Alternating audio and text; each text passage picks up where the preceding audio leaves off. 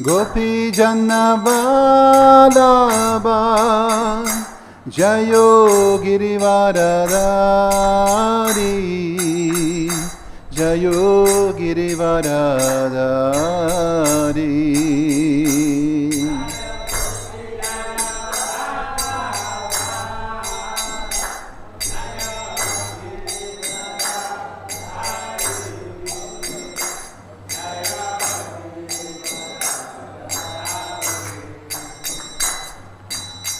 Yashodanandana Braja Janaranjana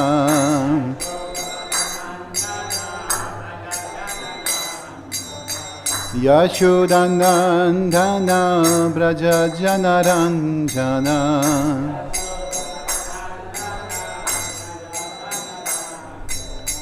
Yashodanandana Braja Janaranjana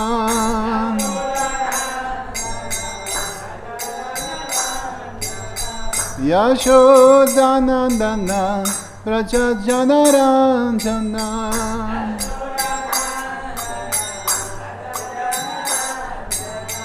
Yamuna Tira Vanachari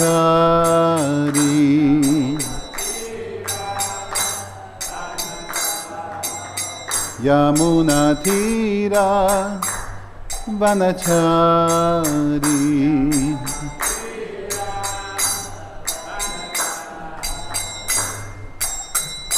Jayo Radha Madhava Jayo Kunja Bihari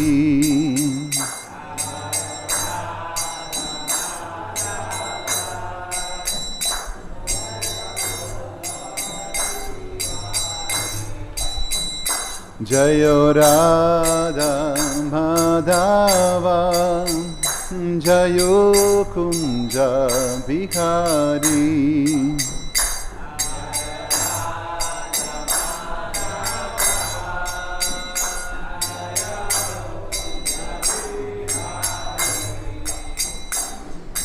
Hare Krishna Krishna Krishna Hare Hare Hare Rama Hare Rama Rama Rama Hare Hare Hare Krishna Krishna Krishna Hare Hare Hare Rama Hare Rama Rama Rama Hare Hare Hare Krishna Krishna Krishna Hare Hare Hare Rama Rama Rama Hare Hare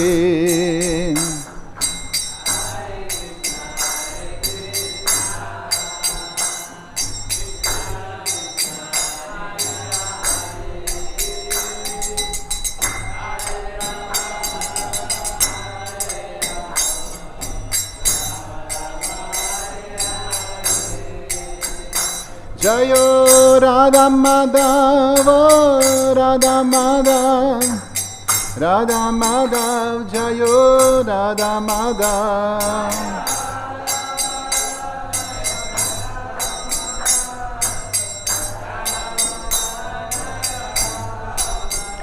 Jayo Panchatattvam Panchatattvam Panchatattva Jayo Panchatattva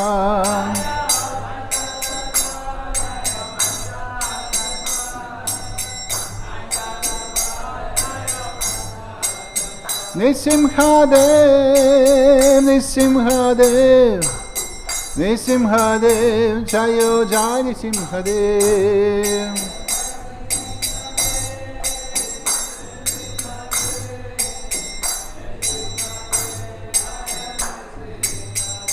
Jayo Prabhupada Prabhupada Prabhupada Srila Prabhupada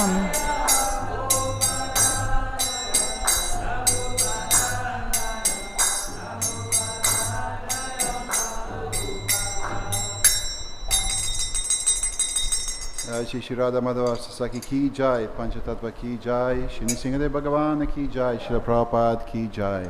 Jai Om Vishnupad Paramahamsa Pravyajakacharya Shotara Shota Shri Srimad His Divine Grace A.C. Bhaktivedanta Swami Maharaj Prabhupada ki jai. Jai Om Vishnupad Paramahamsa Pravyajakacharya Shotara Shota Shri Srimad Bhakti Siddhanta Saraswati Goswami Maharaj Prabhupada ki jai. Ananta Koti Vaishnava Vrinda ki jai. Namacharya Srila Haridas Thakur ki jai. ISKCON founder Acharya Srila Prabhupada ki jai. Prem se kaho Shri Krishna Chaitanya Prabhu Nityananda Shri Advaita Gadadhar Shivasati Gaura Bhakta Vrinda ki jai. Shri Shri Radha Krishna Gopal Gopinath Shyama Kund Radha Kund Giri Govardhana ki jai. Vrindavan Dham ki jai. Mathura Dham ki jai. Navadvip Dham ki jai. Jagannath Puri Dham ki jai.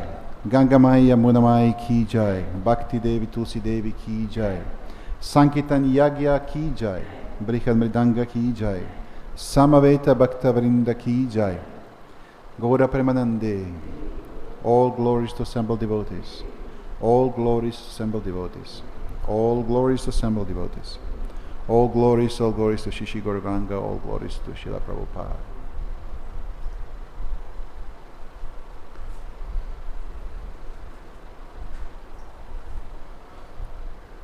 Om Namo Bhagavate Vasudevaya. Om Namo Bhagavate Vasudevaya. Om Namo Bhagavate Vasudevaya.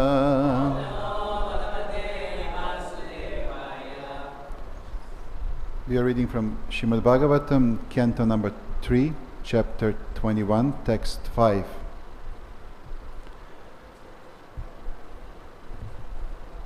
Rucir Yo bhagavān brahman dakṣo va brahmaṇaḥ sutaḥ yathā sasarja bhūtāni labdhvā bhāryāṁ cha mānavīm rāchuryo bhagavān brahman ruciryo bhagavān brahman dakṣo va brahmaṇaḥ sutaḥ dakṣo va brahmaṇaḥ sutaḥ yathā sasarja bhūtāni yathā sasarja bhūtāni labdhvā bhāryāṁ cha mānavīm labdhvā bhāryāṁ cha mānavīm ruciryo bhagavān brahman dakṣo va brahmaṇaḥ sutaḥ yathā sasarja bhūtāni labdhvā bhāryāṁ cha mānavīm. Prabhus. Ruciryo bhagavān brahman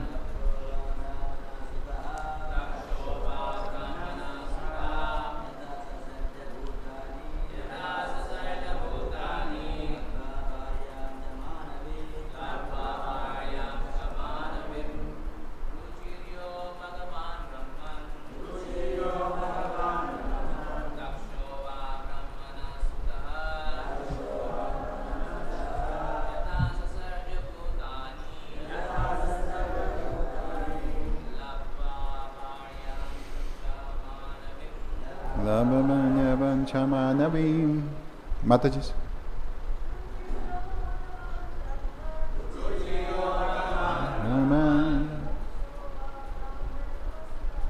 dakṣo va brahmaṇaḥ sutaḥ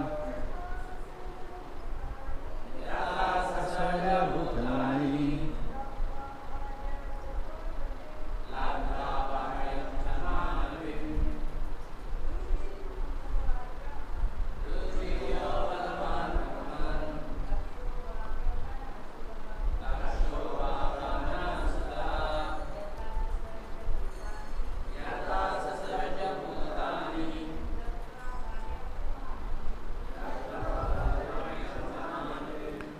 Ruci, Ruci, Ya, who, bhagavān, worshipful, Brahman, O holy sage, dakṣa, dakṣa, Va, and brahmaṇaḥ, of Lord Brahmā, sutaḥ, the son,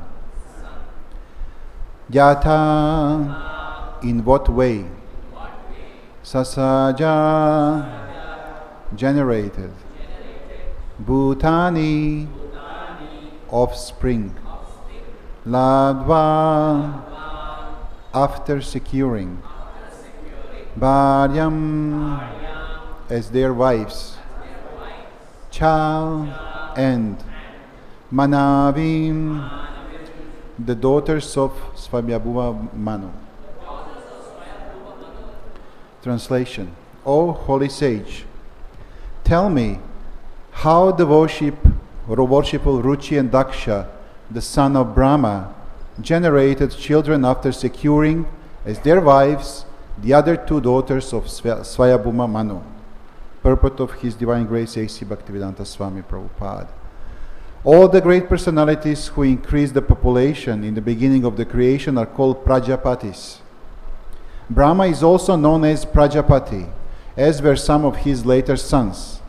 Svāyambhuva Manu is also known as Prajāpati, as is Dakṣa, another son of Brahma. Svāyambhuva has two daughters, Ākūti and Prasūti. The Prajāpati Ruci married Ākūti and Dakṣa married Prasūti. These couples and their children produce immense number of children to populate the entire universe. Vidura's inquiry was, how did they beget the population in the beginning?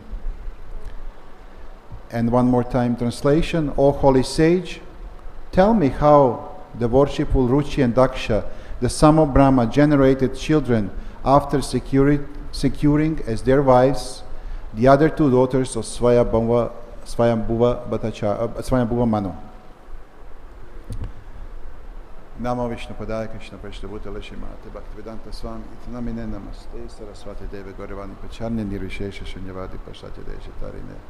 Jai Shri Krishna Chaitanya Prabhu Nityananda Shri Advaita Gadadhara Shivasadi Gaura Bhaktavrinda. Hare Krishna Krishna Krishna Hare Hare Hare Rama Rama Rama Hare Hare Vanchakalpa Taribhyascha Kripa Sindhupya Eva Cha Patitanam Pavanebhyo Vaishnavebhyo Namo Namaha. So today we will talk about we will mention a couple of interesting points. First of all, we will go through trying to expand our minds a little bit. We will go through some numbers that it's very hard for us to imagine how this universe and other universes, the whole creation really works, and what is around us, how much we can see and how much we cannot see. And then later we will touch upon creation of humankind also requires a certain kind of discipline in development. Therefore, some kind of higher culture supposed to come up from Vaishnavas, from devotees. So I feel that I have duty to touch upon our at the moment most famous ashram in ISKCON, let's say Grihastha ashram. So we're going to mention a couple of recommendations, couple of things that we have to follow, mentioned by Srila Prabhupada and other acharyas, and which can help us actually in these quite chaotic times, that at least to put order in our families and to have one successful future for the sake of humankind, right? Devotional future. So now the question that Vidura is asking Maitreya Muni in the canto number 3 in the chapter 21 is to tell him how Ruci and Dakṣa, first of all Dakṣa, who is the son of Brahma, right, how they generated children after securing that their wives became two daughters of Svāyambhuva Manu. Svāyambhuva Manu, he gave his 2 daughters to these 2 great sages. That was in beginning of creation, right? They are Prajāpatis. I will put a little bit highlight on Prajāpati word. I will explain what does it mean exactly, and how that is affecting, and why doesn't apply the same rules for them in mixing like with the rest of us, which are coming later. So we'll talk about all that. There is a beautiful explanation about almost answer to the question of Vidura to the canto number 4 of Srimad Bhagavatam. Actually, basically in beginning of canto number 4, there is the whole description of Svāyambhuva Manu and his whole family tree, with family chains and everything. So I will just touch a little bit on that, just to be able to put in connection with today's verse, right? So the canto number 4, the name is Creation of Fourth Order. As we all know, the sage Maitreya, he explains about the family tree of Svāyambhuva Manu, and Manu is the first human. And later I will come back to this word Manu. What does it mean? Manu is actually its role. Same like temple president, same like Indra is also a role, Brahma is also a role, and different personalities coming to perform those roles in different times. So, and his descendants, they are known as Manavas. So whoever is coming from Manu, the name is Manavas, or some sampradayas, they're calling them Manushyas also. So basically either Manavas, Manushyas, this is the same, for the first Prajāpatis, descendants of original Manu, this is how we call them. In Bhagavad Gita, in 10th canto, verse number 6, Mahasha sapta purve chavato manavas tattva madbhava manasajata yesham loka imak prajah. The 7 great sages, and before them the 4 other great sages, and the Manus, are born out of my mind, and all creature in these planets descend from them. So they are the original ones, and then from them the rest of universe, the rest of planets are filling up with population. We are not talking just about our planet, we are talking about the whole universe. We should be clear about that. So Brahma is the original creature, born of energy of the Lord, of the Supreme Personality, and that energy name is Hiranyagarbha energy, right? So from that energy, Brahma is he manifests, emanate, and from Brahma, the next level after Brahma, they're coming 7 sages, 7 great sages, and before them 4 other great sages also, and we know who are those 4 sages. This is Sanaka, Sananda, Sanatan, and Sanat Kumar. And also after that 14 Manus are coming, appearing, right? Are manifest. And we will explain why this number 14 is important, what is all about 14 Manus. We have mentioned in many places in Shastras, so now we're going to get that clear. Most of you know already, but it's good to remind ourselves always. In Srimad Bhagavatam 1.3.5, it's mentioned, this form is the second manifestation of Purusha, is the source and instructable seed of multifarious incarnations within the universe. From the particles and portions of this form, different living entities like demigods, man, and other gets created. So first we have living forms. After that, they start creating the rest of population, and the humankind get born. Now I'm coming to numbers. I'm math teacher, so I like numbers. And numbers sometimes they are good to expand the consciousness, to expand the mind. In beginning you have a little bit headache, but then after when headache is over, then you start feeling, looking this matrix a little bit better. So within the 1 day duration of life of Brahma, which is calculated with our solar light, with our light years, it's like 4,300,000 times 1,000. Basically, one life of Brahma is 4,300,000,000 years, our years, right? Within that period of time, one life of Brahma, there are 14 Manus. There is Manu number 1, then next coming, right? There are 14 Manus in total. And therefore, I'm sorry. There is, which is calculated to our solar year. So therefore, there are 420 Manus in 1 month of Brahma. We are talking about 1 day of Brahma. In 1 day of Brahma, there are 14 Manus. That was mistake. Please forgive me. So in 1 day of Brahma, there are 14 Manus, and then in 1 month of Brahma, times 30, we have 420 Manus, right? And then calculating further, we are coming to 504,000 Manus in 1 lifetime of Brahma in total. When you calculate months, then times 12, you calculate years. Brahma's life is 100 years.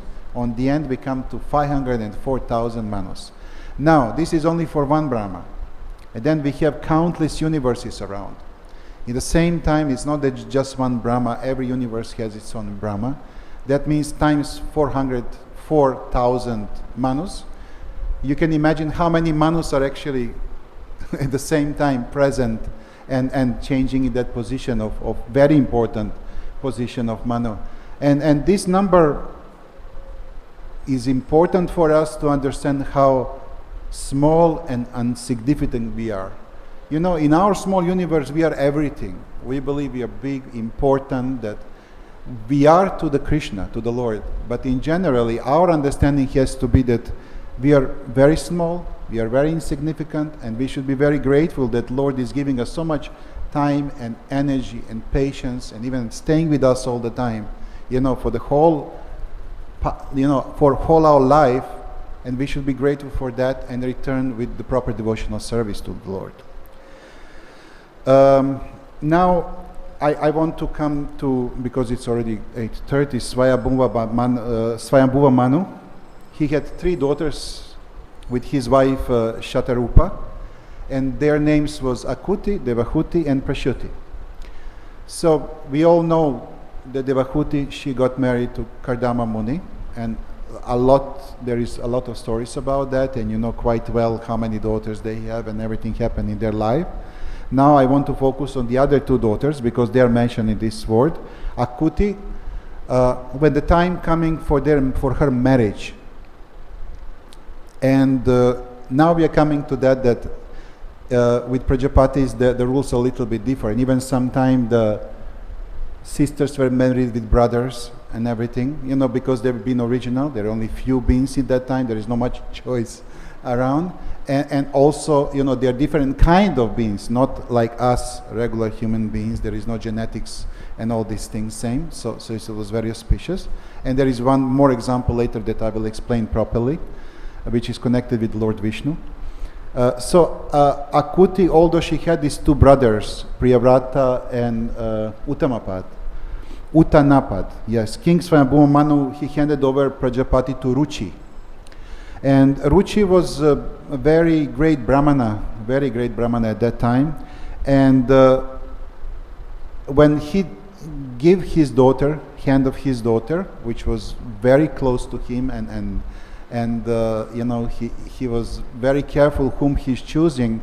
He made the pact, the deal with Ruci, that when he got first son, when they get son, he should return that son back to him, because usually, I mean, this is very interesting. There is something that we call Putrika Dharma. Putrika Dharma it was common even until just few thousand years ago in India and around. If the family doesn't have a male descendant, right, that means doesn't have a son, if the daughter gets married, right, they're asking that firstborn male child should come back and become son of father of the person who actually delivered the boy. And this is something what we call Putrika Dharma. But in this case, it was interesting because Svāyambhuva Manu, he already had 2 sons. And he was still requesting Ākūti and her husband Ruci that once they get the firstborn son, they should give that son back. And the reason for that is actually much deeper, because actually Svāyambhuva Manu, he knew, because he could he knew the past, present, and future. I mean, he was having very close connection with the Lord in the heart. He knew that Lord himself would incarnate as the firstborn son. Right? Yagya is the firstborn son, and he is the incarnation of Supreme Personality of Godhead. So he could not miss that opportunity. So he was saying, okay, my dear Ruci, my great Brahman, I'm giving the hand of something most precious to me, that's my daughter Ākūti, but firstborn son should come back to me. Then Ruci and Ākūti, they had also another daughter. Her name was Dakṣina. And Dakṣina was also the great personality, and again I will come back who she was exactly later, a little bit, because it's interesting for this story. And then gradually it happened that actually Yagya and Dakṣina became husband and wife, and they had 12 great sons and everything. So I'm telling you, different rules applies to different. So Prajāpatis are not same level like a human being. They are supreme level, and there is little bit different arrangements happen. And so basically, Yagya, he was incarnation of Supreme Personality of Godhead, and from time when he moved to Svāyambhuva Manu, he was serving him, and he did many great pastimes he had. I will not go into his life, but it was really amazing. Ruci was very powerful also in his Brahmanic qualification, and he was also appointed as one of the main, the name is progenitor, you know, like genes. Progenitor means one of the first living beings. The Christians, they have this story of Noah's Ark, right? So Manus, they have very similar story. You know the story when Manu, they catch one teeny fish, and actually teeny fish was Supreme Personality of Godhead, and then she told him that the big flood is coming, they should build a boat and everything. So basically they are one of the first human beings, and Ruci was actually giving order to start working on expanding the world population, and he was really taking that service serious. Of the two children born Ākūti, basically the female child, she was, I'm talking about Dakṣina, she was the partial incarnation of Lakshmi herself. And therefore also that there is explanation that this mixing between so-called brother and sister, which came out from Ākūti both, actually doesn't apply to the Lord himself. This was, Yagya was incarnation of the Lord, Dakṣina was incarnation of Lakshmi. And although even if material concept, both of them came from the same womb, still they're supreme couple, and they have full right to be together, and everything is absolutely okay. So the point is that there is the higher purpose and higher explanation for that whole thing. I'm just trying to skip some of, because I prepared a lot of material, and I can see they put me here, this 9 o'clock reminder, so I'm trying to be practical. And then the third daughter of Svāyambhuva Manu, her name was Prasūti, and actually it's written that Prasūti was probably the most favorite daughter of Svāyambhuva Manu. She stayed the longest with him, and she was very curious always. She was asking questions. She was with her father all the time. And that daughter he gave to son of Lord Brahmā, to Dakṣa. And they really expand population. They actually, their children, they went through all different parts of universe. You know, they filled up universe with many great children. And after them, the descendants start populating all different levels of our universe. Now, I'm coming back to that, since we have kind of a responsibility. I mean, we all know how many different living entities, living kind of beings are on our planet, and between all of them we probably got the highest one, the human. We became a human being, and not only that, but actually we got this opportunity to learn about the Lord, to learn about divine nature of Krishna consciousness, and to be in this process of bhakti, So it would be nice that also whatever we are doing during our life we take quite seriously. Originally our movement started as temple movement, let's say. Most of devotees were brahmacharis and brahmacharinis. I remember when I joined in beginning of 90s, end of 80s. It was almost not possible to get initiation if you're married. It was not possible even to get initiation if you're single and living at home. Oh, that was tough. In Europe, at least, that time was very, very hard. I was living at home. It was very hard. You need to join the temple. You need to become a brahmachari, and then you can go further. You can get some more serious engagement. Then you will get ultimately being accepted by spiritual master and get the initiation. It's not like today. Today is quite different than that then. So that time it was brahmachari movement. When somebody asks you, okay, which kind of movement is ISKCON, most of the people will say, we are brahmachari movement. There was a huge majority of brahmacharis, at least on the West. I'm talking about West here, towards the grihastas. Then gradually things start changing. How this young generation gets older, they got their needs, they try to figure out where they belong and how, and they find themselves in position to choose which ashram they want, especially after 25, right? We have to choose. That's why sometimes we call brahmacharis for the rest of their life, but it's not like that. I mean, brahmachari is actually from 18 to 25, and after 25, they are senior brahmacharis, but they're much more than that. We need literally to treat them as the sages, whoever decide to stay brahmachari, which is amazing and great decision to make. And the rest of devotees, they got married and they became something what we call grihastas.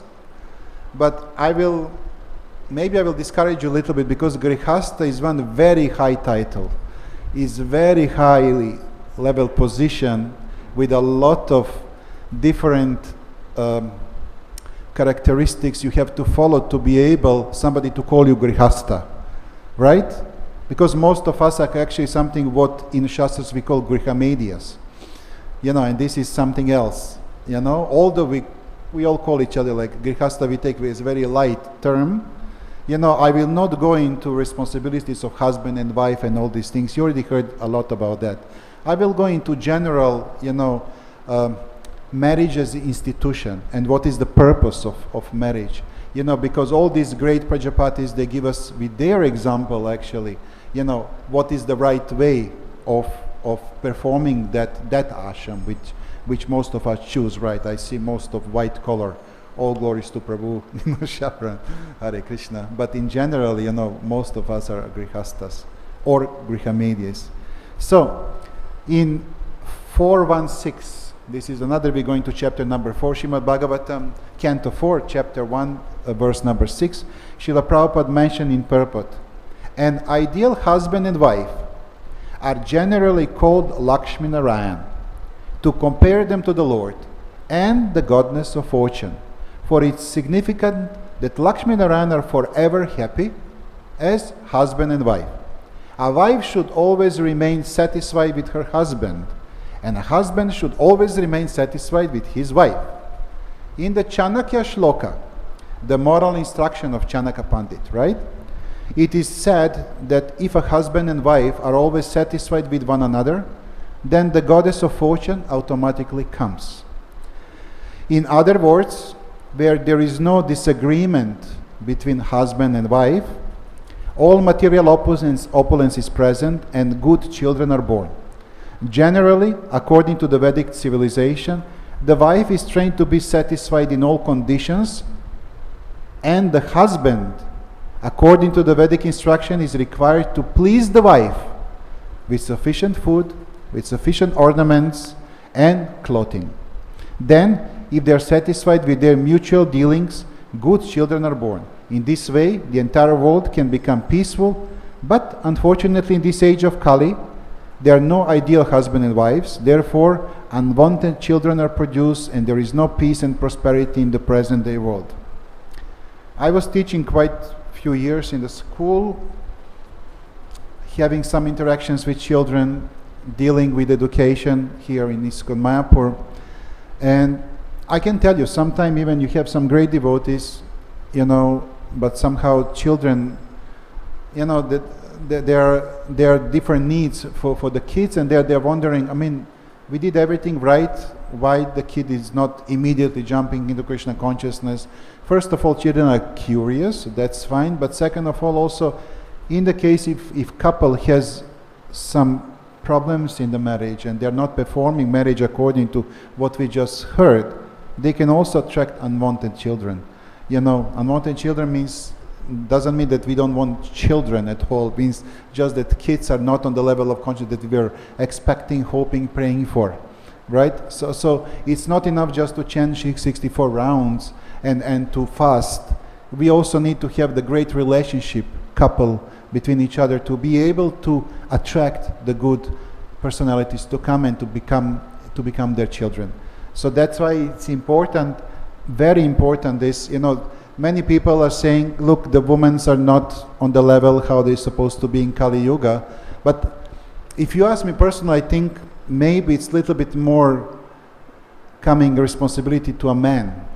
Because is man really what man's supposed to be in Kali Yuga? Our duties and the way how we treat wife and the way how we behave in the marriage needs to be much more serious. Sometimes we are serious in temple, serious in different, but when it comes to this duty, which is very important, then we start getting a little bit, we expect worship, but we don't give satisfaction, right? You get worship only when you receive satisfaction from person that you're sharing this very difficult and very intense asham, right? I mean, grihastha asham is something that, it's not for pleasure. It's not made for pleasure. It's made for purification, and it's made for our growing in Krishna consciousness also. It's not easy. Sometimes even for brahmacharis, it's not easy to stay in same room with another brahmachari. They have sometimes quarrels, clashing. What to speak if you stay in the same room with somebody who is opposite sex and staying all the time together and sharing life. It's a very difficult service, very intense, but at the same time it's very useful if we are performing on the right way. So basically, this is according to Srila Prabhupada that he mentioned here, ideal marriage means that wife supposed to be satisfied with everything what she gets and grateful, and husband supposed to give everything he can and should make wife satisfied, right? He should try very hard. They should not fight, they should not argue, they should not go into physical, God forbidden. It's not something that is recommended for devotees at all. So now I'm going back to that statement that I mentioned, that most of us, we believe we are grihastas, but are we really? I will give you some facts. In Srimad Bhagavatam 3.32.2, Kapila Vacha Ata Yogriha Media Dharma Navesham Grihe Kamam Artam Sa Dharmanam Swam Dugadi Bhutam Pipartitan. The personality of Godhead said the person who lives in the center of household life derives material benefits by performing religious rituals, and thereby he fulfills his desire for economic development and sense gratification. Again and again, he acts the same way. Srila Prabhupada in Purport, he is explaining really nicely. There are two kinds of householders. One is called grihamedya, and the other is called grihastha. The objective of the grihamedi is sense gratification, and the objective of grihastha is self-realization. Two different goals completely. Here the Lord is speaking about grihamedi, or the person who wants to remain in this material world. His activities is to enjoy material benefits by performing religious rituals for economic development and thereby ultimately satisfy the senses. He does not want anything more. Such a person works very hard through his life to become a very rich and eat very nicely and drink. By giving some charity for pious activities, he can go to a higher planetary atmosphere in the heavenly planets in his next life, but he does not want to stop the repetition of birth and death and finish with that contaminant, miserable factors of material existence. Such person is called grihamedi. So basically, I don't know if you I live in India for 20 years already, and I saw many couples who are not just here, all around the world, who are very religious. The husband is very pious. He's giving charity, he's giving donations, but at the same time, you don't feel that person really surrender completely. You know, he loves his family, he loves to enjoy also, he likes opulent food, he likes to go for vacations, he likes to do different things, you know, and then they all believe, even between devotees I saw that. I just came back from Europe, I was 3 months, just a few days, a few days ago I came back. You have some portion of this Grihastha ashram, some part, they are like all into their work, into their companies, into their collecting money, gathering opulence, getting the better house, getting the better car, doing the better this and that, and then some part of the day they leave for auspicious activities. Somewhere in the corner of their mind, the idea is, if I do this more serious, I'll get more money, you know, and then it's going to be more opulent. Rice will be richer, you know, basmati, not regular one, you know. So this kind of consciousness is consciousness of Griha media. Griha media is not somebody who, you know, he has very bad marriage and he doesn't do anything. That's mode of ignorance, that's worse. Griha media is also the title, but it's not Grihastha. Grihastha is something else. And now Srila Prabhupada explains what is Grihastha actually. You should read carefully this. You should hear carefully. A Grihastha is a person who lives with his family, wife, children and relatives, but he has no attachment for them. He has responsibility. Attachment and these two different things. Responsibility is there, but attachment is not there. Should not be. He preferred to live in family life rather than as a sannyasi or mendicant, but his chief aim is to achieve self-realization or to come to the standard of Krishna consciousness. Here, however, Lord Kapila Dev is speaking about Grihamides in this verse that I read, who have made their aims the materialistically prosperous life, which they achieve by sacrificial ceremonies, by charity and by good work.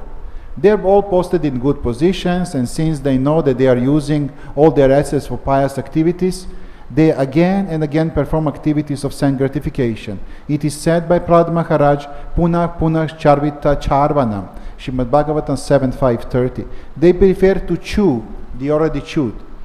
Again and again they experience the material pangs, even if they are rich and prosperous, but they do not want to give up this kind of life. I remember one time we had some GBC meetings in Juhu, and I don't remember which year, maybe 2008, 9, 10. I cannot recall that. And then Bhaktiyaru Maharaj, he called me for lunch. He was going to visit one his disciple family, and he asked me if I want to go with him to have lunch together with that family. It was very close to the temple, not far away from there. They had huge opulent house, beautiful. I mean, everything was, we was eating from golden plates, and it was really, really opulence there. Outside was some Bentley, you know, that level. And so we went for the lunch, and the householder was with us together. It was some great person. Obviously, there was servants around and everything. And we was having conversation, and I saw how Bhaktichar Maharaj on such amazing way is approaching these people. Not just, okay, you're great, whatever you're doing, it's fine, you know, you just give donations and no problem for you. He was trying to reach deeper levels of their hearts, to pull out that desire for gaining more and more material opulence, and try to open that chakra for Krishna consciousness, to be able to help them to advance in their lives. So they are very close to, from Griha Media becoming Grihastas, and devotee service is to help them. But to be able to help Griha Medias, we need to become Grihastas first, you know, because even in Mayapur, when I turn around, I was never hiding. I'm not somebody who tell you one thing in front and another thing behind. I was always speaking honestly and openly. You know, I think that consciousness of Grihastas here sometimes gets a little bit spoiled, you know, looking for some fast gaining money, fast gaining opportunities. You know, I think that actually our responsibility being residence of the holiest of the holy places is first to gain Krishna consciousness, not first to take care about the generations after us with money, and then I'll surrender later. That's not the process. The process is now. Now we have to surrender to the Lord, because if we please Krishna, Lakshmi Devi is automatically pleased. And as it's mentioned here, we do our obligations properly. All opulence will come to us anyway, but it will come on the right way. Because if we go after opulence, it will come on the wrong way. It will come, but it will come on the wrong way, and we're going to lose it very fast. And disturbance is there, and disturbed person cannot be Krishna conscious. So that's why just the order of things needs to be a little bit different. Now the question is, I heard one very senior devotee who mentioned the two different kind of householders, grihastas.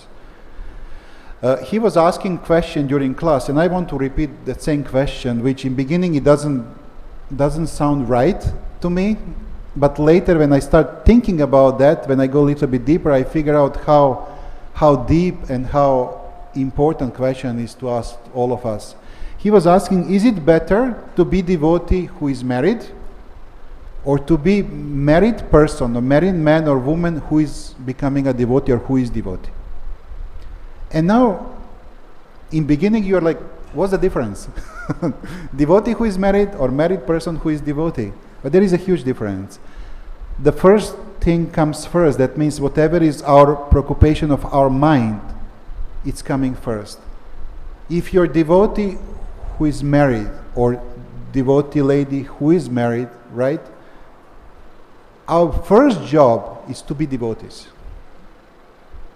Second job is that we're doing participation in that ashram, taking care about families, doing our prescribed role in the family.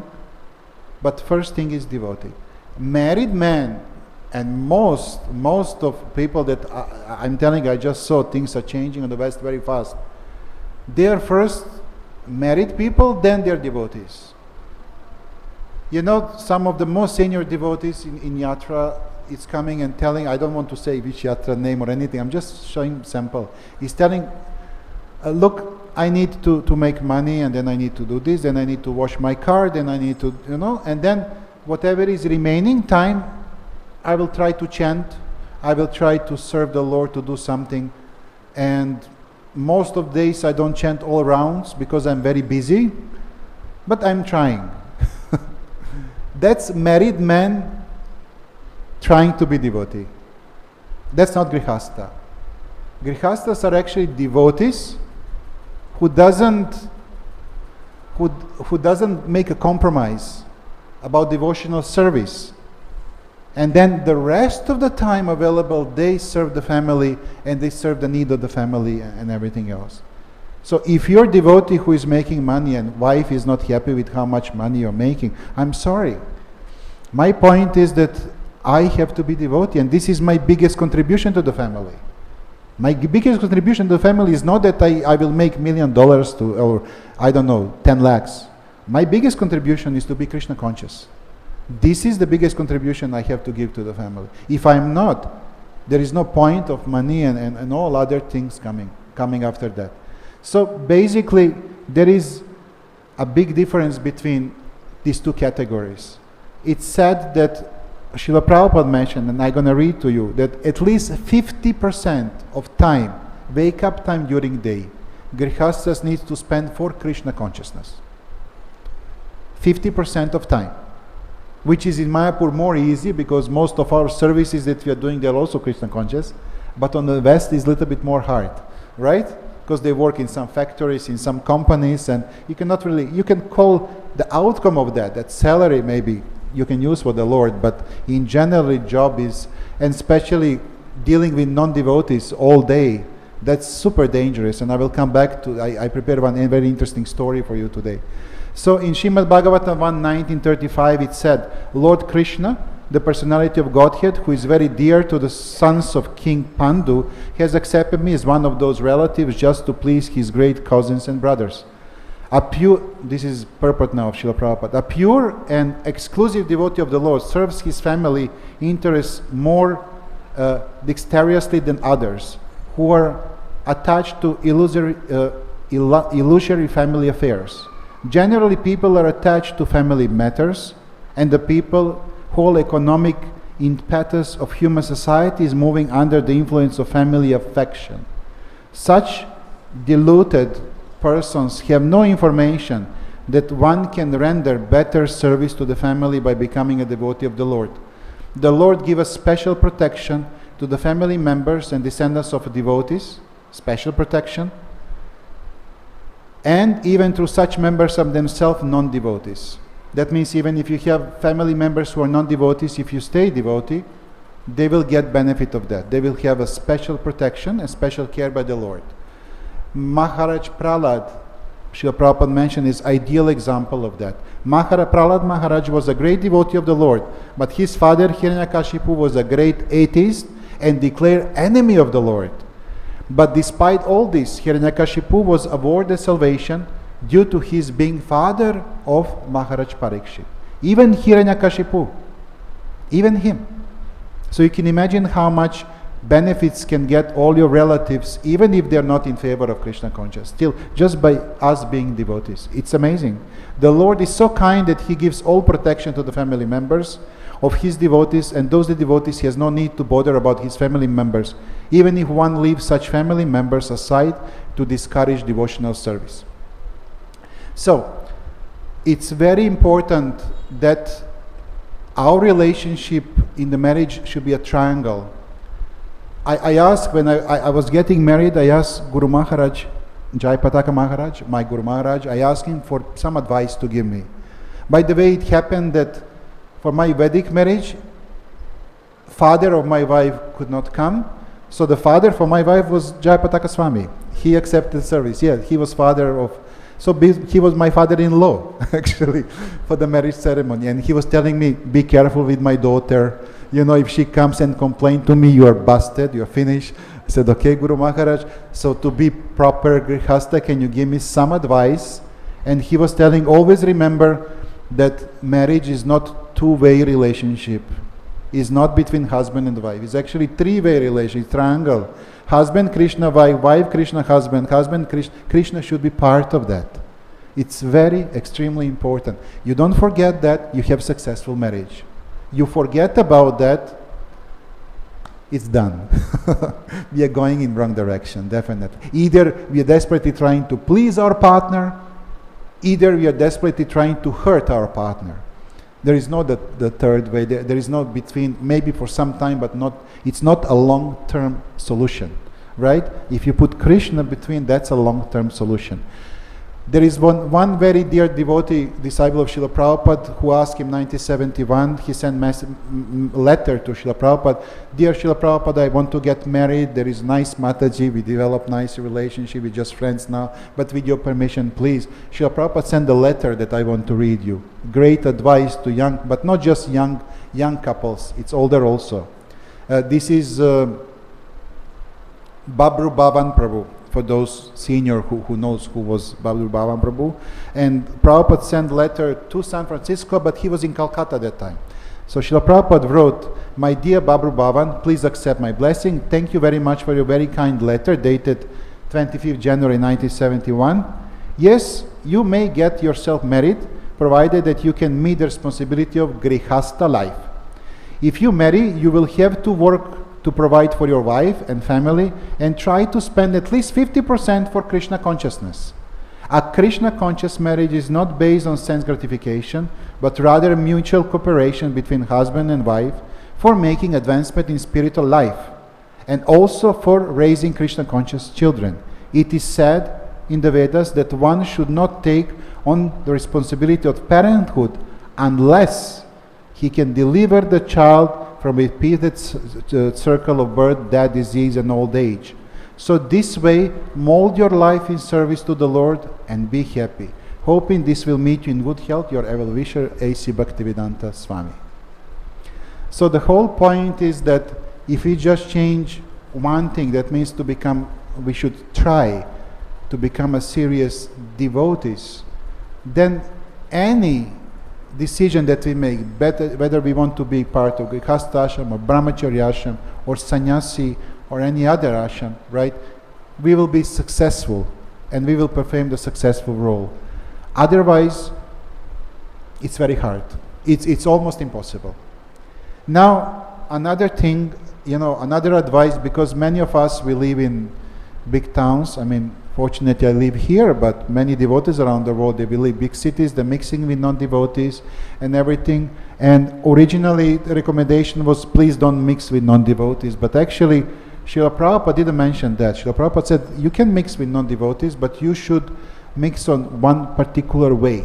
And he told one story several times to remind devotees how they are allowed to mix with non-devotees. He was telling, most of you knows this story, but there is no harm to repeat one more time. There was a crocodile, right? And there was a monkey, right? You know the story about crocodile and monkey. Let me repeat one more time for those who maybe didn't hear. And the monkey was on the tree, happily juggling in his jungle, and the crocodile asked him, would you like to come to sit on my back? I want to take you on the river, back and front. You will see, it's a lot of fun. Monkey as a monkey, he's coming down, right, jump on crocodile's back. Crocodile start going, on the river. And in one moment, monkey, he figure out they're going somewhere, some area he doesn't know. So he was asking crocodile, where we are going? He said, oh, we are going to my wife. And then, monkey was asking, why? He said, because I need to feed my wife. I want to give her your heart for lunch. And monkey was, oh, heart for lunch? And then monkeys also, they have very quite fast brain. So in one moment he said, oh, my dear crocodile, oh, such a disaster, terrible. And the crocodile was turning, what? He said, I forgot my heart. He said, what do you mean? He said, I left it on the tree there. Please let us go back. Just let me take heart, and then we will go together so we can feed your wife.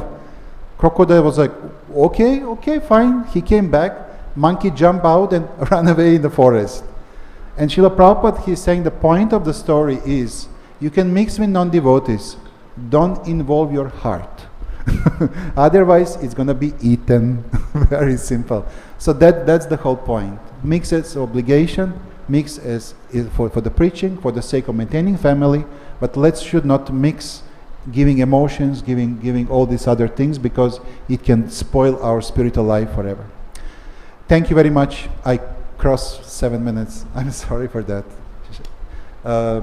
If there is any questions or comments, quite fast. Otherwise, yes. Can we give a mic? Hare Krishna Prabhu, thank you so much for the class. I just wanted to ask for one reference I missed that you gave on, there's two kinds of householders, Grihamedi and Grihastha. Yes. Bhagavatam, Canto 3, chapter and shloka I missed. There are two kinds of house. Is Srimad Bhagavatam actually. Yes, you mentioned Canto 3. It's Canto 3, 32, it's verse number 1, I think. Verse number 1. 332, 1. 32. Thank you, Prabhu. And actually, inside of the purport, you have the full explanation about Grihamedias and Grihastas and everything else is there. Yeah. Thank you. Srimad Bhagavatam ki jai, Srila Prabhupada ki